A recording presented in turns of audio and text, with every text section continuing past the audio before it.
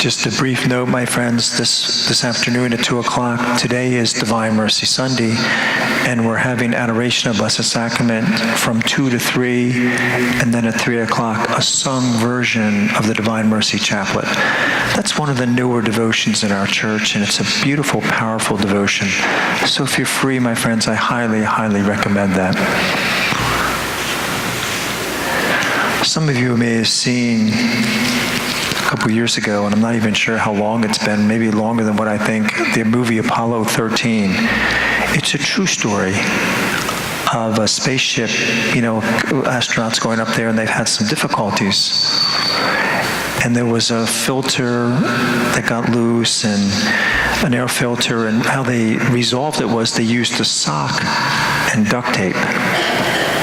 But during this whole process, there was correspondence between the astronauts in the sky and then the scientists down below how to fix this problem.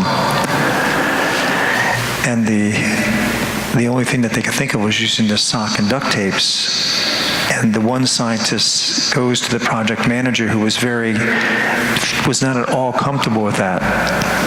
And then finally, the young scientist said to him, "Sir, we don't know if it's going to work. We believe it will, and right now, that's all those men up there have." And then he said, "Sometimes you just have to have faith." When I was reading that, and I thought, wow, who would think that $1 billion spaceship literally would be saved by duct tape and a sock? Who would ever believe that? But that's what happened. Who would ever believe, my friends, that the one who created this world would appear in a little piece of bread? Who would believe that? Who would believe no matter what you did, with a few prayers in that box back there, could be forgiven? Who would believe that? Sometimes, my friends, you just have to have faith, don't you? And where does that come from? Robert Louis Stevenson, apparently he was very devout. He was brought up in a very strict Protestant home in Scotland, and then he lost his faith in college, and then a few years after that. And he said, he started asking questions about life in his 30s and 40s, and he said he was looking for answers, and he didn't find any except into his faith. But he said something interesting. He said he always doubted the faith, but now he was starting to doubt his doubts. I thought, what a great line, to doubt your doubts. He said, there is a God who makes himself known to us for those who take time to look for him. Interesting line, isn't it? There is a God who is made known to us for those who take the time to look for him. Here we have a group of 12 disciples, or 11 at that point, that were locked in a room. Two emotions were there, weren't they? Two very strong emotions that affect all of us. Fear and doubt, right? So with fear, they lock themselves into a room like we like to do. When we're fearful of something, we kind of shelter ourselves, don't we? What happens when we do that?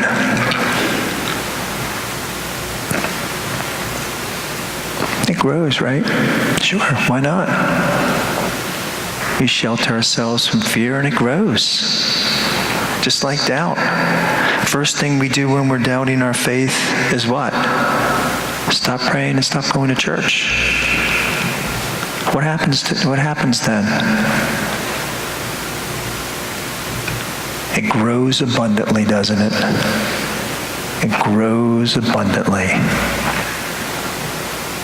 But what's interesting in this gospel it makes a point to say the doors were locked. Both lines when it appeared. Jesus came, stood in their midst, although the doors were locked. Why would they write that? Although the doors were locked. I mean, just say to them, he appeared to them.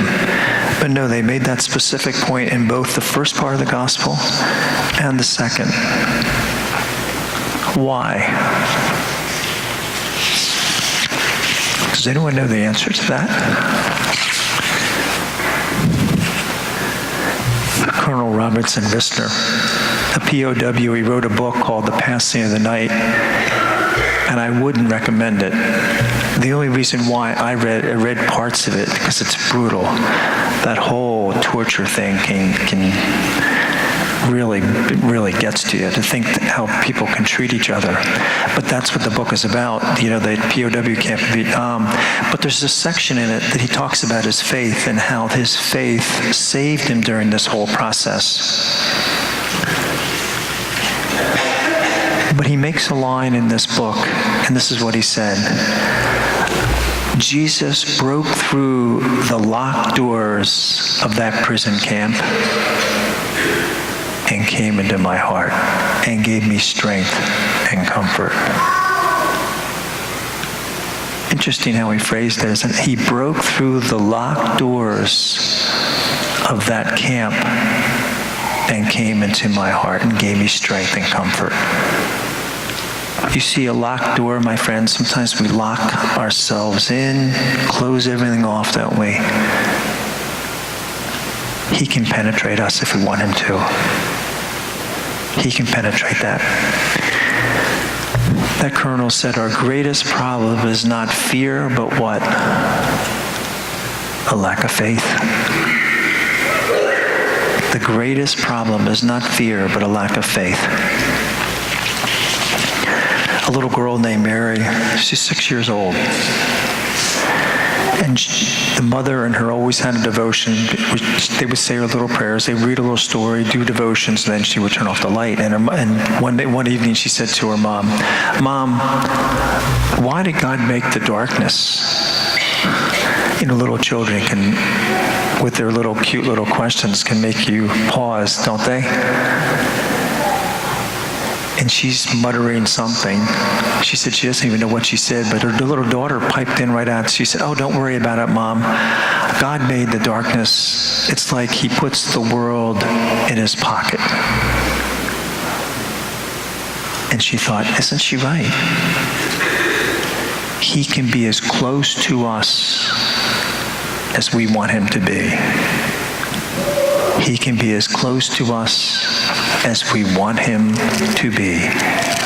And we need him close, my friends, because to deal with those very powerful emotions in all of us, doubt and fear, which can penetrate our beings, can it? So this week, may we unlock the doors of our hearts, my friends, and do not continue to unbelieve, but believe. God bless you.